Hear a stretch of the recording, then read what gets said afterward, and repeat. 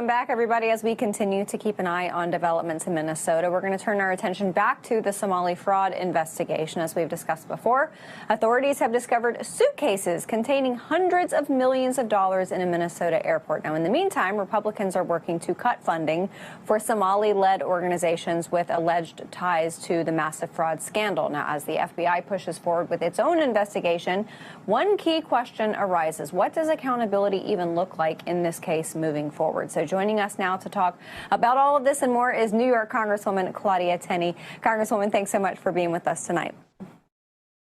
Great to be on with you, too. What a crazy time we're seeing here, aren't we? Absolutely insanity. And I know oversight in the House is looking into these fraud allegations, but I wonder if it's even bigger than we have uncovered thus far. The $700 million in cash going out of the airports there. I have a feeling we are still just scratching the surface. Yeah, it looks really bad and obviously very alarming to see that this U.S. cash has been legally going through our airports. And of course, there is a requirement of reporting if you're going to carry more than $10,000. There's a reporting requirement, but I think a really interesting part about this is if, isn't it going to be a little suspicious when you start seeing 10,000, 100,000, millions, and now, more, as John reported earlier, more money that goes through JFK, goes through the Minneapolis airport. Something's wrong there. And I think something that's very interesting that we impose on banks is that banks are required under banking law to require and file and keep track of what they call suspicious activity reports. This is something I think we need to do now when we see the large amounts of U.S. cash, and it's always U.S. cash. I mean, you're not going to. And it's always U.S. cash. So this is not a new story. This has been, they've been talking about this for years, guys. This is not a brand new story. It's not. Let's go back. You gotta love YouTube. You gotta love YouTube.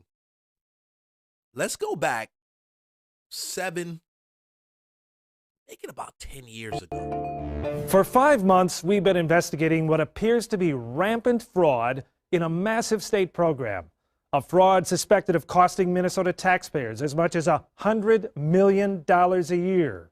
Now, you don't see the bottom of this. I'm going to tell you that this is 7 to 10 years old. Go to Fox 9, investigation, Minnesota, cash leaving the country. This is about 7 to 10 years old. Look, okay. Let's say 10 years ago. 2016, 2015, 2014, bro. Nobody was rioting because ICE was there too. Immigration, DHS was still involved. They were in Minnesota, boots on the ground. 7 to 10 years ago. Our reporting is based on public records and nearly a dozen government sources who have direct knowledge of what's happening. These sources have a deep fear, and there's evidence to support their concerns that some of that public money is ending up in the hands of terrorists. We begin at Minneapolis-St. Paul International Airport, where mysterious suitcases filled with cash have become a fairly common carry-on.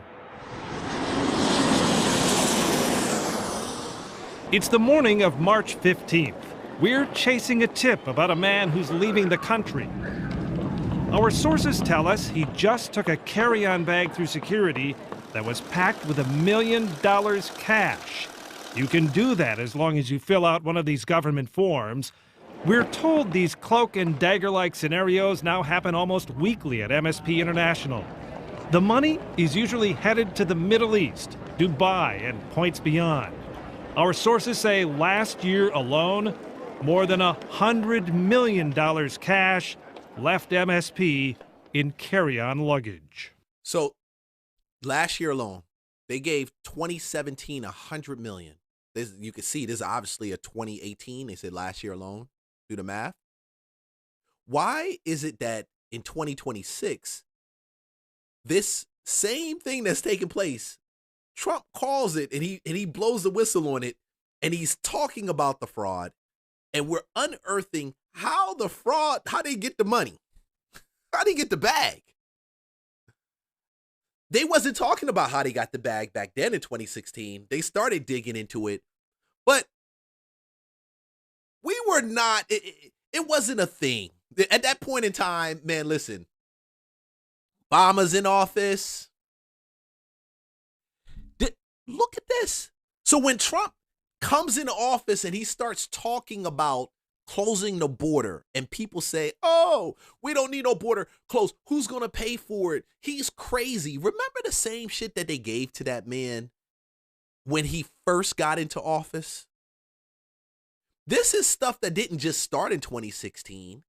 It didn't just start in 2017. It didn't just start in 2015. It didn't just start. It was happening when Obama was in office. It was happening when Obama was there. The same Obama who was the commander or the porter in chief. Same one.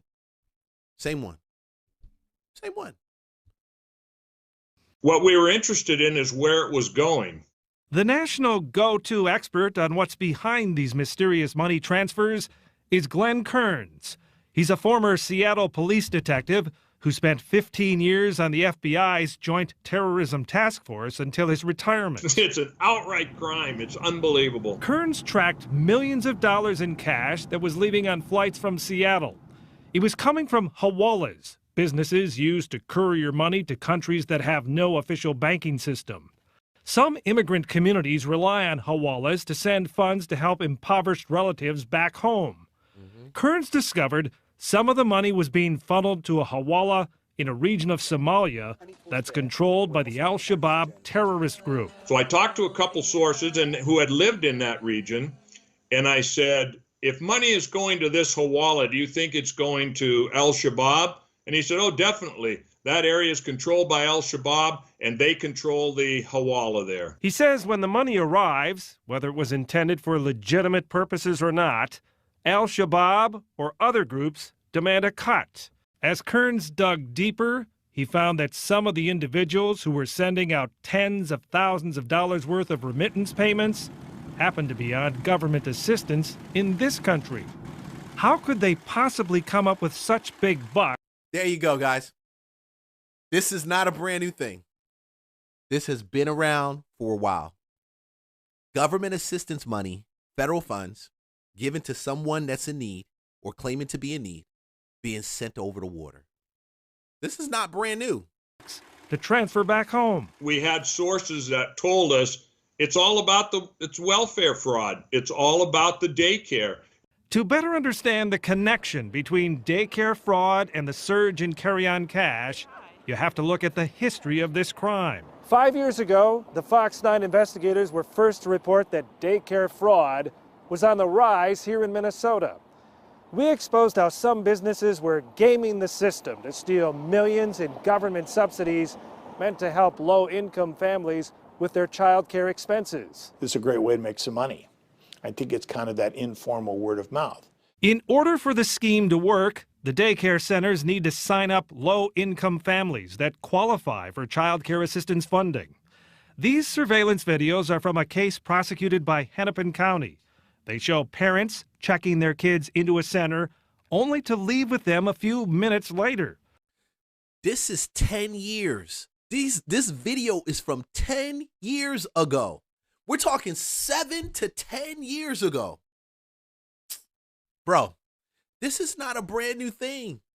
This is brand new because they want you to think that it's brand new. This has been around. Sometimes no children would show up. But either way, the center would bill the state for a full day of child care.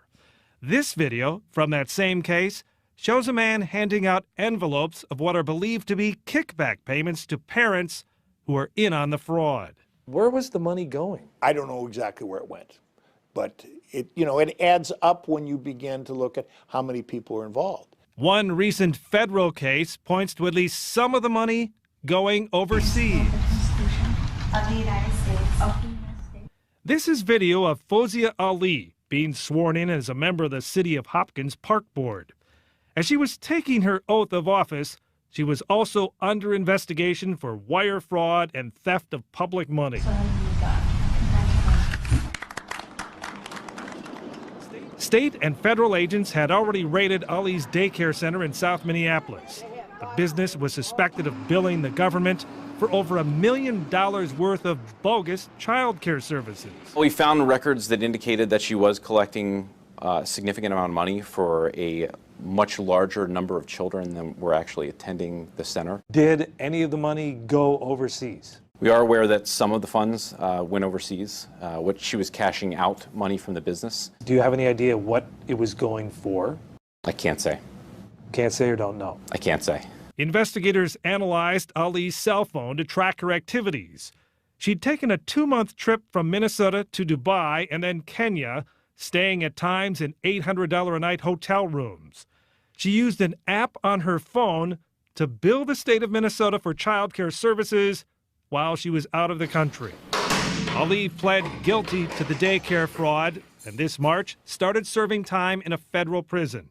She declined our request for an interview. We believe that there's a scope of fraud out there that we need to really get our arms around and ensure that those dollars are going to the kids that really need them.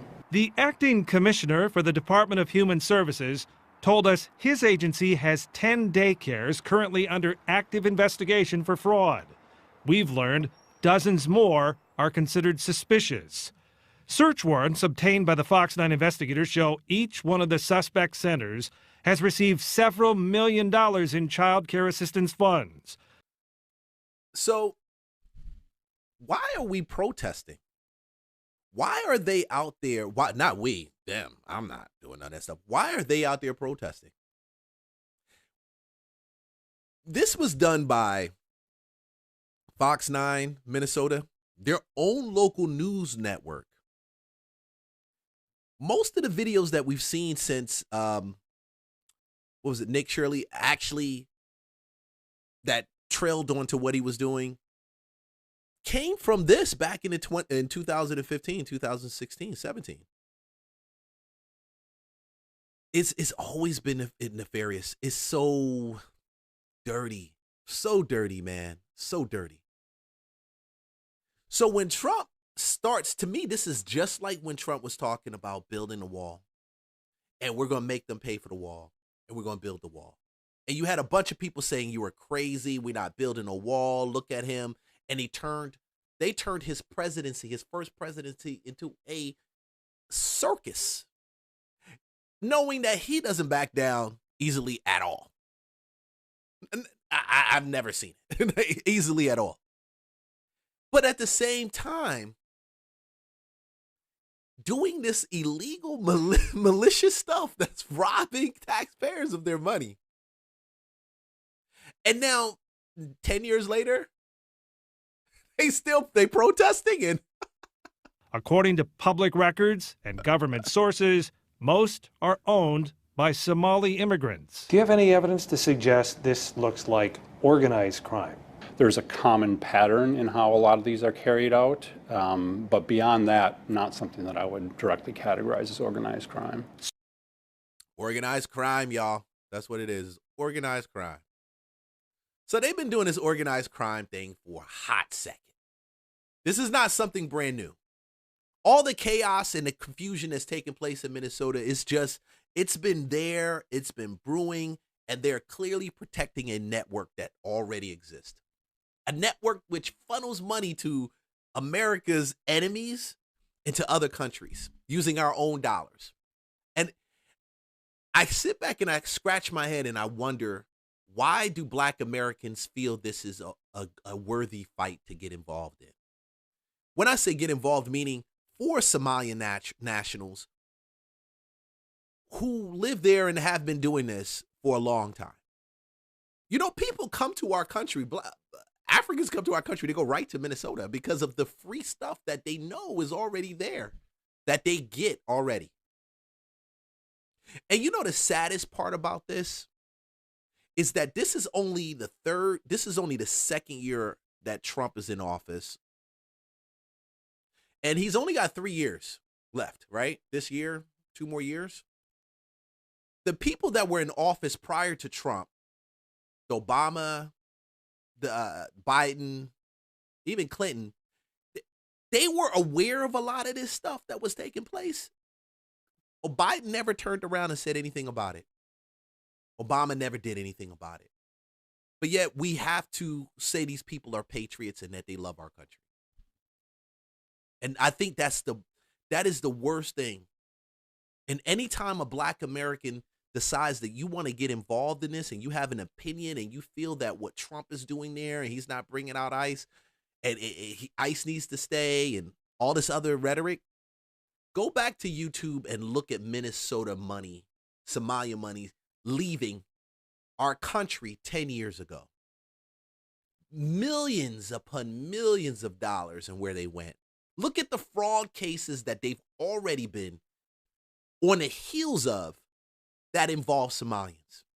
Where was the protest then? No protests. No protests. Now they're protesting. That's why the issue stopped being about the fraud, and now it's about Renee Good. The okey doke, the bait and switch.